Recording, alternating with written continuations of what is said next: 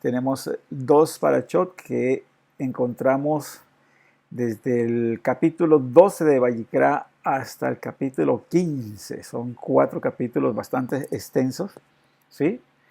La una es Tazria y la otra es Metzora. Entonces, eso es lo que encontramos nosotros aquí en estas dos parashot, ¿no? Ok, muy bien. Entonces vamos a ver aquí. eh, Hoy vamos a estar viendo entonces gran contenido de las dos, ¿no? Y para ello vamos entonces a hacer las oraciones correspondientes, las bendiciones correspondientes, ¿no? Baruch ata Adonai Eloheinu melech haolam asher kideshanu b'mivotav v'tzivanu al divrei Torah. Baruch ata Adonai Eloheinu melech haolam asher ba'ar banu mikol hamim v'natan lanu et torato. Baruch ata Adonai noten haTorah. Muy bien.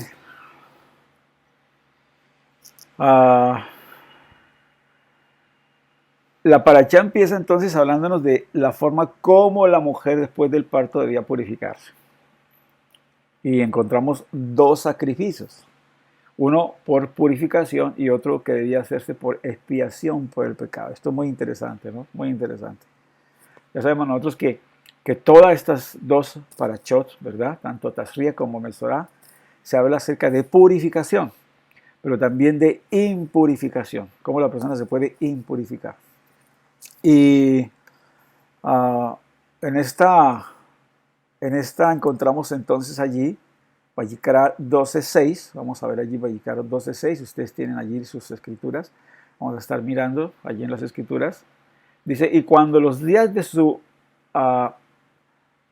purificación fueren cumplidos, por hijo o por hija, traerá un cordero de 1 año para holocausto y un palomino o una tórtola para expiación, ¿sí? Palomino o tórtola para expiación, a la puerta del Mishkan del testimonio al sacerdote. Entonces veamos allí que hay un holocausto para elevación y un palomino o una tórtola para expiación. Vamos a ver, nos dicen nuestros sabios que una ofrenda era por elevación y la otra por pecado, debido a que necesitaba expiación por 2 clases de transgresión. Vamos a ver entonces lo que nos dice aquí el Ezra y también el Tratado de Nidá, ¿verdad? Talmúdico, Tratado de Nidá 31b. Vamos a ir, dice allí, la elevación por el resentimiento que hubiese experimentado contra su esposo o incluso contra Dios durante los dolores de parto. ¿Sí? El resentimiento, porque obviamente el dolor que siente una mujer al dar parto natural, pues es bastante grande. Y pues seguramente allí recordaba la sentencia del Eterno contra el pecado, el pecado de la primera pareja, ¿no? Acuérdense que allí está escrito en la Torah que con dolor parirás tus hijos. Entonces, seguramente allí también podrías sentir resentimiento, ¿verdad?, hacia el Creador y también a su esposo. Pero este era un resentimiento interno, ¿sí? Ahora, dice, y por pecado, por la posibilidad de que durante su intenso sufrimiento, ¿verdad?, al estar allí dando a luz, haya jurado no tener relaciones conyugales con su esposo. ¿Sí? Eso es lo que nos dice el Tratado de Nidad en el 31b. Entonces, vemos allí que había que presentar dos ofrendas, ¿sí? Una, ¿verdad?, para elevación y otra por pecado. Y seguramente allí mala lengua, ¿no? O sea, de pronto algunas groserías, algunas maldiciones, ¿verdad?, en el momento del parto y todo esto. Pero entendamos algo, que esto, pues en la época del primero y del segundo templo, pues esto era algo natural, y aún hasta cierta época donde la medicina no había avanzado tanto, ¿no? Hoy día se ofrecen partos sin dolor, ¿sí? Entonces ya eso, ya obviamente eso se ha como solucionado, ¿no? Pero en ese entonces y hasta cierto tiempo esto era una realidad. Hoy los que no tienen posibilidad obviamente de costearse un parto sin dolor, pues la mujer tiene que pasar por todos estos trabajos, por todos estos dolores, ¿no? Entonces, como podemos ver, en la creación de un ser humano, y ya lo habíamos estudiado anteriormente, interviene hombre, mujer y el Eterno. ¿Sí? Hombre, mujer y el Eterno en la creación de un ser humano. El hombre y la mujer se impurifican. El simple hecho del acto, ¿verdad? Del acto sexual impurifica por las emisiones que hay allí en ese momento.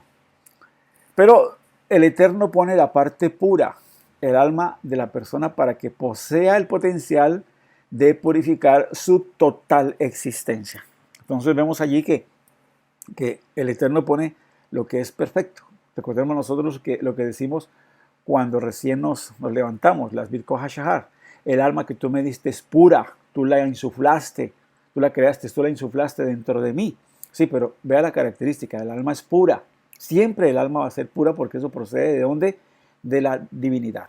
Procede de Akadosh Baruj Hu.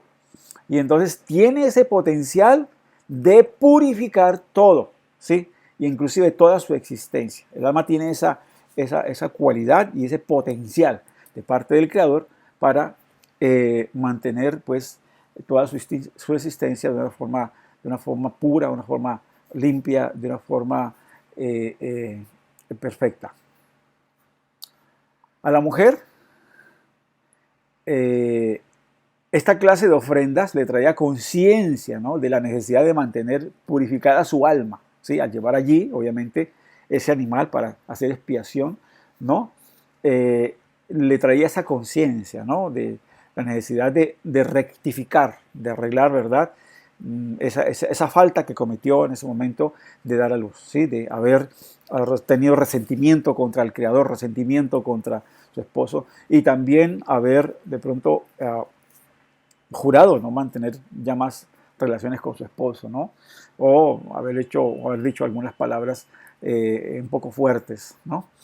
Pero también no solamente le traía esa conciencia de mantener purificada su alma, sino también del neonato, ¿sí? O sea, del nuevo nacido, el neonato, ¿sí? Para ello, entonces, desde su misma concepción hasta la edad adolescente, mantendría ese compromiso de enseñar a su hijo en las instrucciones de la Torá, con su ejemplo y devoción, para perpetuar el alma pura en él. Y esta alma tenga el potencial de purificar su total existencia. Entonces vea el compromiso que allí ella adquiría de nuevo, una vez que se purificaba y tenía conciencia, ¿verdad?, del mal que había dicho, de los sentimientos bajos que había sentido, ¿sí? Tener conciencia de la obligación, tener conciencia de la necesidad, ¿verdad?, de no solamente purificar su alma, sino de velar porque su hijo, su recién nacido, también pudiera mantener esa alma pura. ¿Y cómo puede mantener su alma pura? Enseñando a su hijo en las instrucciones de la Torá, enseñándoles, ¿verdad?, el manual de convivencia de Akadosh Baruj Hu, ¿verdad?, para que él pueda mantener su alma y toda su existencia en una total purificación, limpieza delante de él. Si bien la impurificación se debía a su parto y los flujos que ello conllevaba, ustedes saben, ¿verdad?, que ahí se habla acerca del flujo, de esto y lo otro, hay una impurificación espiritual que está en el interior del ser humano.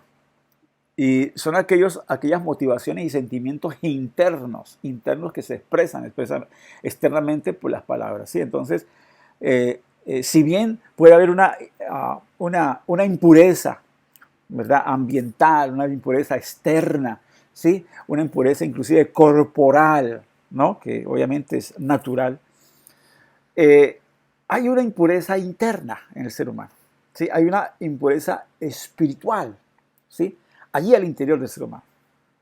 Y son aquellas motivaciones y sentimientos internos que obviamente son negativos y que se expresan externamente por las palabras. Sí, entonces, cuando una persona es amargada, imagínense qué puede hablar. Cuando una persona es resentida, ¿qué puede hablar? Cuando una persona siente odio, imagínense cómo puede expresarse, ¿sí? Ahora, ¿cómo podemos medir? ¿Cómo podemos medir a una persona? ¿Cómo podemos conocer a una persona? Las palabras que salen de la boca denotan el estado interno de la persona. ¿Sí? Entonces, las palabras nos da como una especie de radiografía de lo que es en sí la persona. ¿Sí? Queremos conocer a la persona, entonces hablemos con la persona y verá que ella nos expresará lo que internamente siente, piensa, desea, lo que internamente le motiva, y entonces allí podemos nosotros saber qué clase de persona es. Nuestro Santo Maestro dijo algo muy interesante, muy, muy importante, y dijo, de la abundancia del corazón habla la boca. Sí, de la abundancia del corazón habla la boca. Entonces, no es sino que una persona empieza a hablar y ya uno va midiendo, ¿verdad?, su capacidad intelectual, su nivel espiritual, ¿verdad?, su nivel emocional. Todo eso se puede medir con lo que dice una persona, con lo que habla una persona. ¿Ah? Y es por eso que nuestros sabios dicen allí, y sobre todo sabio Salomón, ¿verdad?, dice, la vida y la muerte está en manos de la lengua.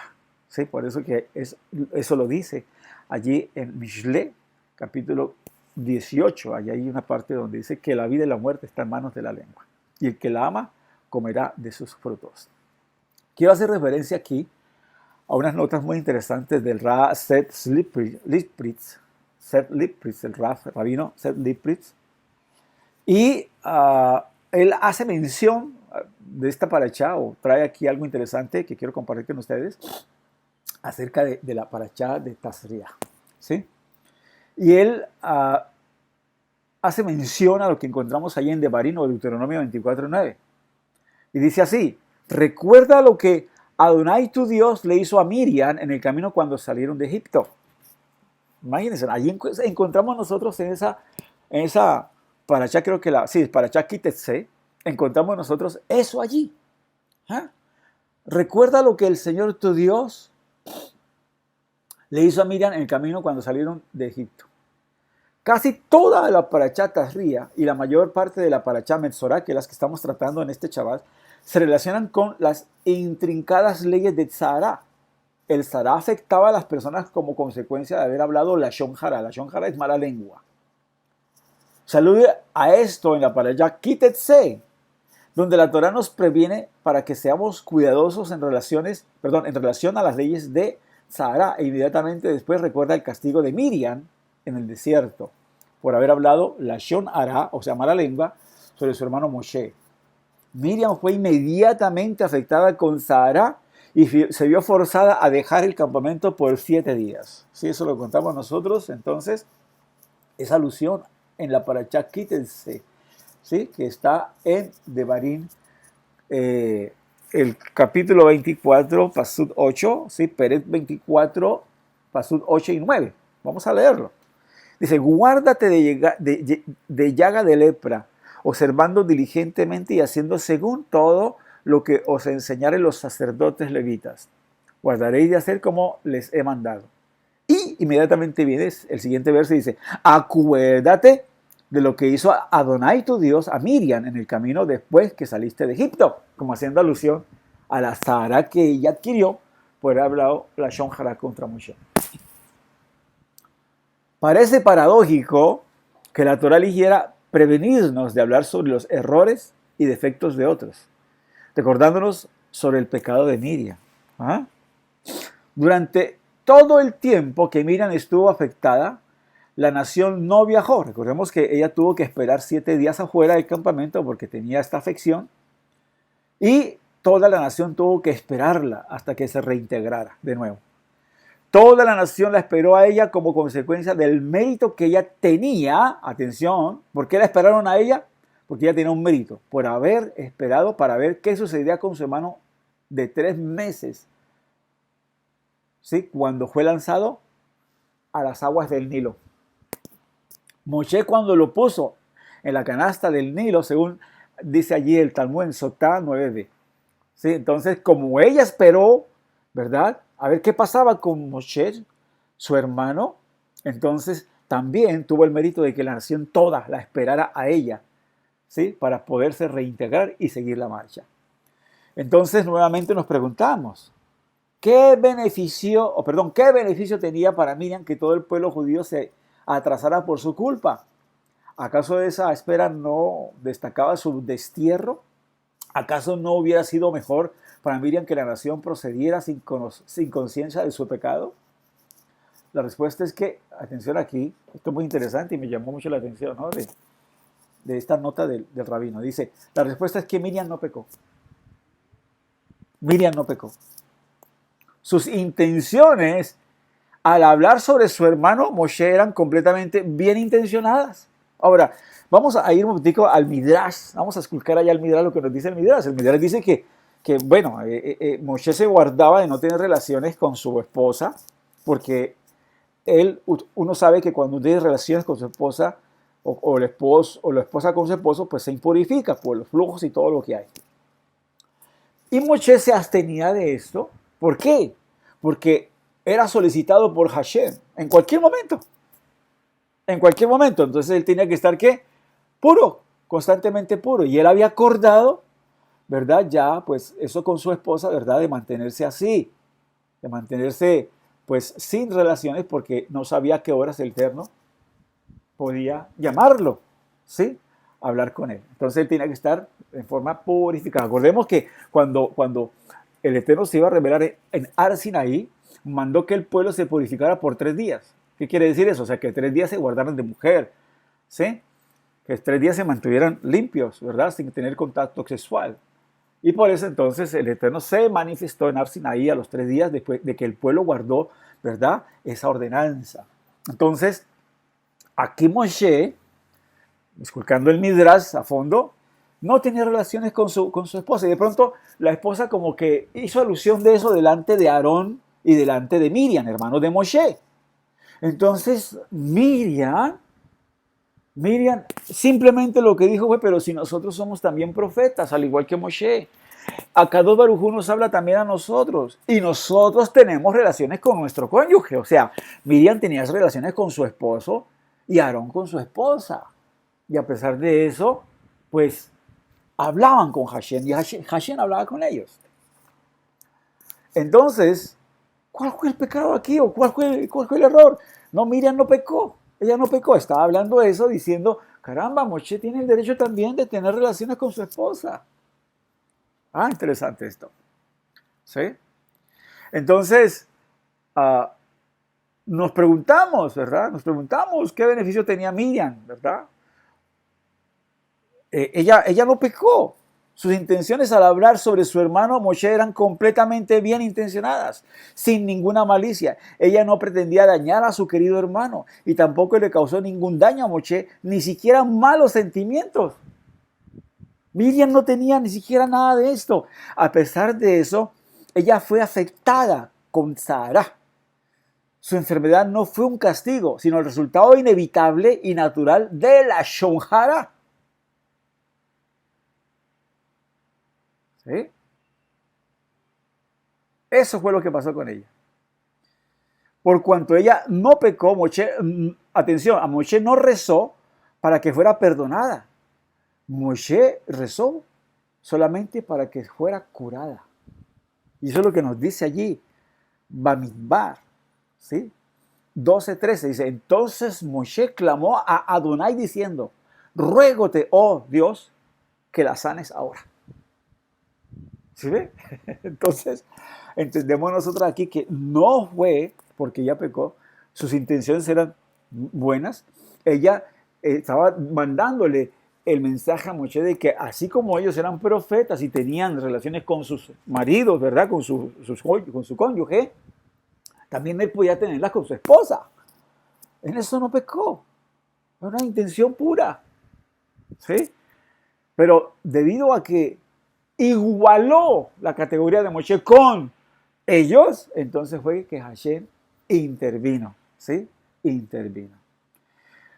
Ahora, el mandamiento de recordar a Miriam no la denigra, porque ella no cometió ningún pecado intencional. Pero sí aprendemos de ese acto a recordar el devastador efecto de la Lashon Hara. Incluso cuando se dice de forma no intencional y sin malicia. O sea, vean lo delicado que es hablar, ¿verdad? así las intenciones no sean malas y así no haya malicia. Así como no hace diferencia si alguien traga veneno intencionalmente o sin intención, así también el lashon hara nos devasta, incluso cuando se dice sin malicia deliberada. Y aquí algo que añade el Rat, muy interesante, dice, para enfatizar la devastación intrínseca causada por la lashon hara, debe quedar absolutamente claro que Miriam no pecó y que sus intenciones eran de hecho puras. Miriam exhibió su amor por Moshe cuando esperó ansiosamente para ver qué pasaría con él cuando se fue echado al Nilo.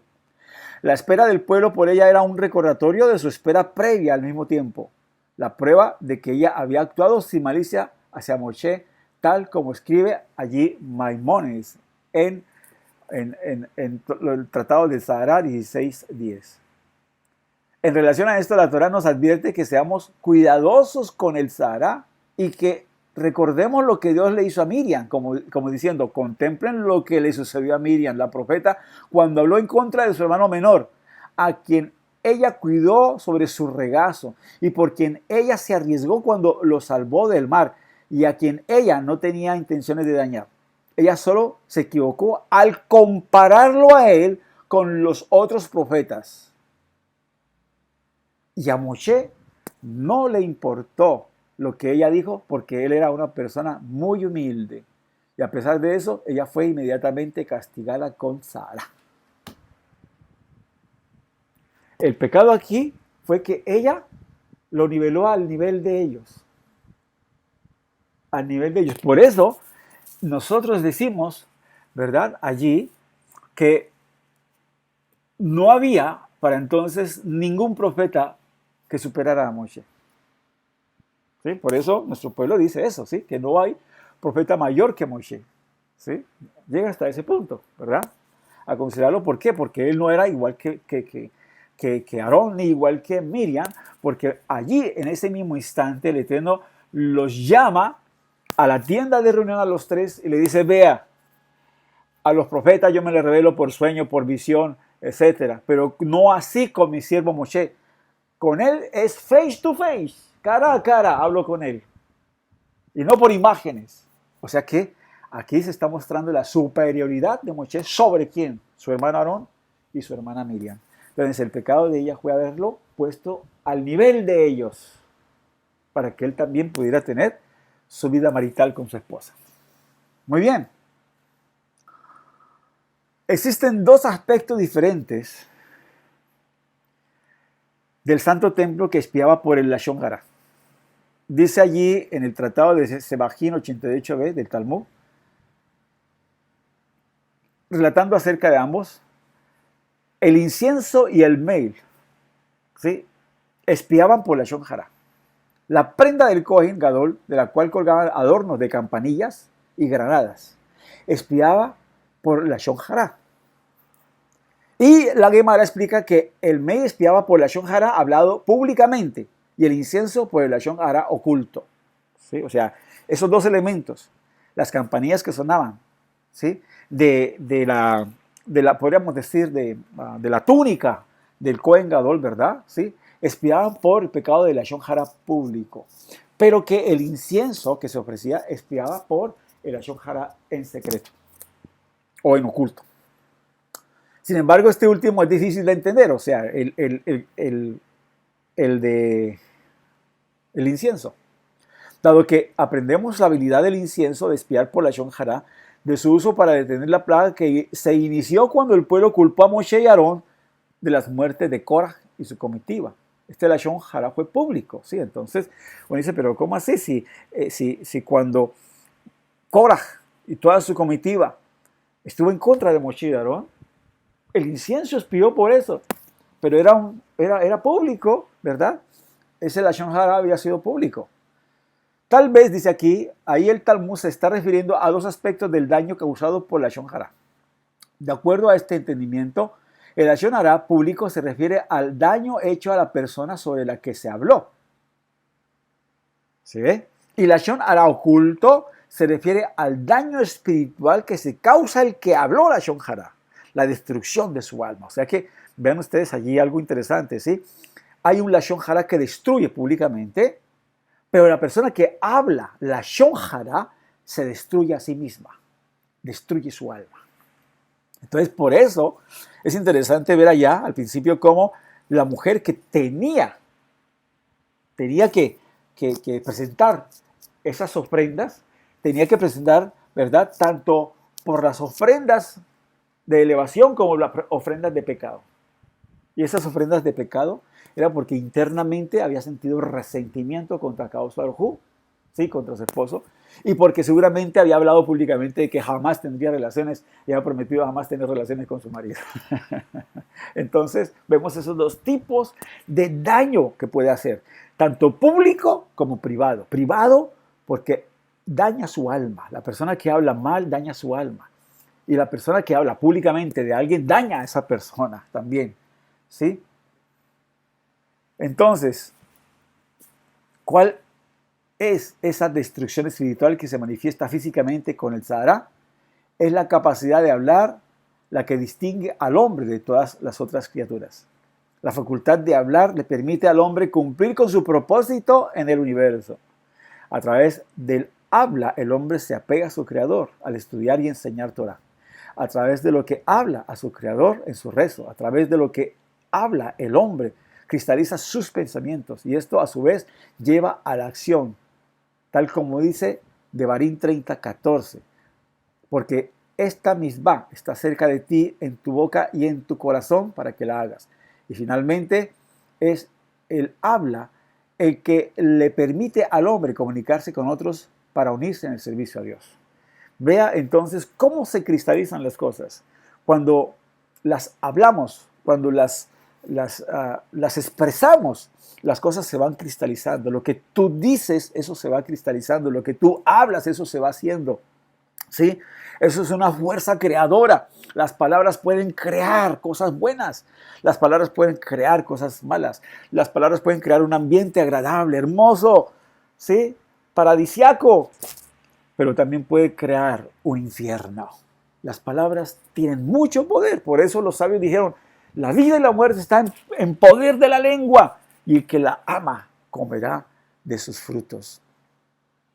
¿Sí? Entonces, cerca de nosotros está la palabra.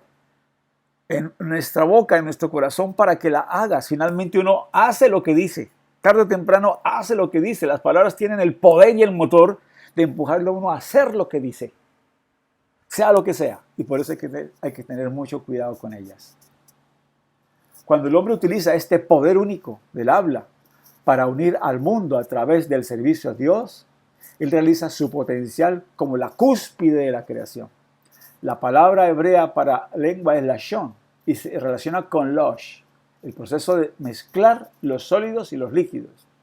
La lengua toma la esencia interna espiritual del alma y la expresa en el mundo físico, mezclando así lo espiritual y lo físico. Entonces, por eso, como el alma es pura, ¿sí?, esa alma que es insuflada de arriba, de Akadosh Baruj Hu es pura, ella puede expresar y afectar el mundo físico, mezclando lo espiritual y lo físico a la vez. La idea de Akadosh Baruj Hu, del Eterno, es que en cada acto de nuestra vida, en todo lo que nosotros hacemos, pensamos, realizamos, insuflemos la chispa divina en todo ello, para que todo se eternice, todo se vuelva eterno. Entonces podemos hacer que nuestros actos y nuestras acciones sean eternas. En otras palabras, tengan no solamente una recompensa temporal aquí, sino una recompensa eterna. Debemos tener esa tarea y debemos meternos eso en la mente, ¿sí?, en la conciencia, de que todo lo que hagamos, ¿verdad?, añadirle la chispa divina. Vas a comer, añádele la chispa divina.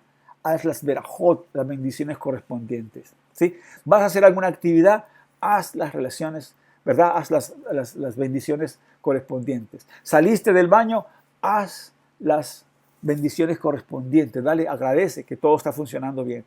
Estás haciendo o vas a estrenar algo, dale gracias al Eterno por darte el momento y la ocasión, ¿verdad? Y la oportunidad de hacerlo. En fin, son tantas cosas que tenemos que tener pendientes para insuflar esa chispa divina y recordar que todo lo que hacemos, ¿verdad?, tiene que tener esa esa esencia divina, esa imprenta divina, ese sello divino, ¿verdad? Para que las cosas tengan trascendencia. No únicamente se queden aquí, en el hoy, en el ya, sino que también tengan una trascendencia eterna, una trascendencia divina.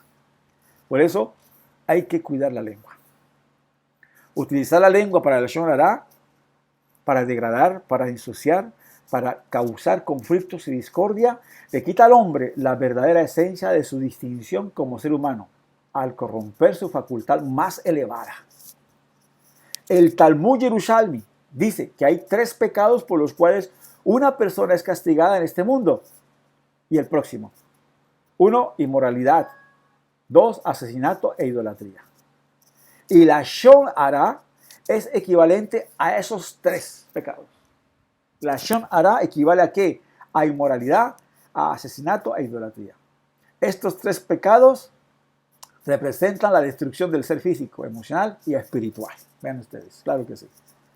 La lashon hará es equivalente a todos ellos, porque la totalidad del ser humano se destruye al corromper su distinción máxima, que es que el habla. Por eso, uno afectado por la lashon hará, la mala lengua, se profana como un cadáver. Es expulsado de la sociedad y es llorado, porque la esencia de su ser ha sido negada. Cuando usted encuentra una persona que habla lashon hará, que habla mal, que está denigrando, que su habla es negativa, uno no quiere andar con ellas, no quiere andar con esa persona. No sé, pero hay algo que como que no le llega a uno, y más bien uno como que trata de aislarla. Una persona que habla lashon hará está expuesta al exilio, está expuesta a ser apartada de la sociedad, porque está dividiendo, está destruyendo la esencia del ser humano. Está acabando, está dividiendo, está destruyendo la esencia del ser humano. Y por eso se verá siempre que aislada, apartada. Una persona que no tiene ese mal será una persona siempre bien recibida, bien aceptada. Será una persona que encontrará buenas compañías. ¿Sí? En la conclusión de la midá, acordemos nosotros, ¿verdad? Allí en la midá, cuando oramos nosotros, ¿verdad? Hacemos nuestros rezos diarios, mañana, tarde y noche. Decimos, Dios mío, preserva mi lengua del mal y mis labios de hablar engaño. ¿Sí? Después de que hemos utilizado nuestras bocas para comunicarnos con nuestro Creador, podemos apreciar completamente la calamidad inherente que existe al corromper ese mismo maravilloso instrumento al utilizarlo para el lashon hará. Imagínense, hemos bendecido al Eterno, lo hemos, ¿verdad? Tantas veces, imagínense, Shemoneh Esrei, son 18 bendiciones que hacemos en la midá, ¿sí? Y después de eso, de la midá, entonces no podemos salir a despotricar, no podemos salir a hablar mal de la gente, no podemos juzgar y a condenar a la gente, no podemos hacer eso, porque no puede una fuente echar agua dulce y salada a la vez. No puede una fuente bendecir al Eterno y maldecir al hombre que es hecho a imagen y semejanza del Eterno. No podemos hacer eso. Entonces, las leyes de pureza después del parto proceden a las leyes de Sarah. El hombre tiene la habilidad de ser un socio en la creación, de crear un nuevo ser, o puede tomar su propio cuerpo y despojarlo de su esencia divina al hablar lashon hará. Ambos extremos están presentes. La decisión es nuestra, ¿sí? Ahí está el potencial. El Eterno insufla su parte, que es el alma, que es lo eterno, ¿sí? El hombre y la mujer ponen la parte de verdad genética, las características físicas, pero el Eterno pone su esencia divina, su esencia eterna, que es pura. Entonces, está del hombre el permitir que el alma insufle en toda su existencia lo puro y lo recto, lo santo, ¿verdad? Lo precioso, lo hermoso que es Akadosh Baruj Hu, o permita, ¿verdad? Que sea corrupta, que el alma quede corrupta, quede corrompida, ¿verdad? Por la lashon hará, por los malos sentimientos, las bajas pasiones, ¿sí? Y todo lo que esto conlleva a una oscuridad tenebrosa. La decisión es nuestra. El significado literal de las palabras de los sabios es que la vida y la muerte está en manos de la lengua. Nuestro santo maestro dijo, cuestionado sus discípulos por comer con manos inmundas. Recuerden ustedes el pasaje, ¿verdad? Cuando entraron sus talmidines allí a comer y no habían hecho netilat yadayim, no se habían lavado las manos antes de comer y empezaron a comer. y le increparon, mira, tus discípulos no comen, comen con manos inmundas. Y entonces, ¿qué dice allí nuestro Santo Maestro? Mas decía, dice, que lo que del hombre sale, aquello contamina al hombre, es lo que sale del hombre, no tanto lo que entra. Lo que entra, pues llega al estómago y va a la letrina, se procesa en el estómago, ¿verdad? Allí en los intestinos, en el colon, todo eso, y a la letrina.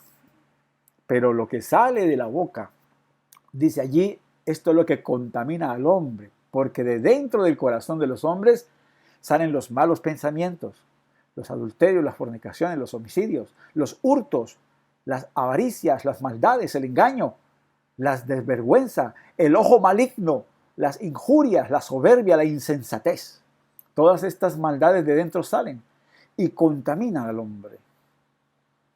A nivel macro esto ha sido de pronto un tropiezo para nuestra nación, la nación de Israel.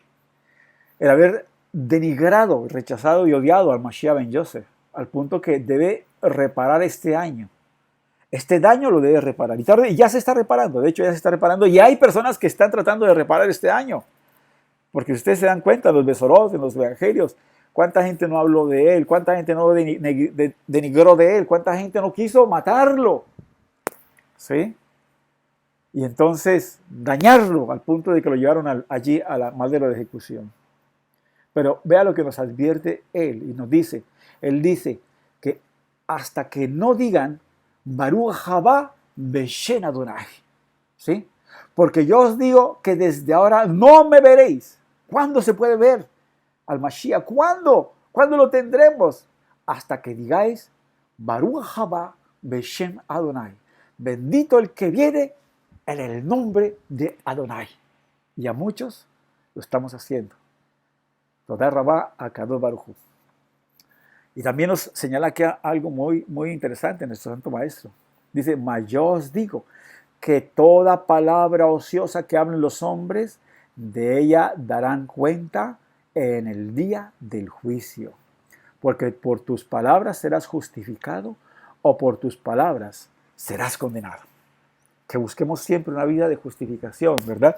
Que busquemos siempre que nuestras palabras sean inspiradas por la presencia divina, que nuestros actos sean inspirados por la presencia divina, que todo lo que hacemos, pensamos, decimos, sentimos, sea inspiración divina.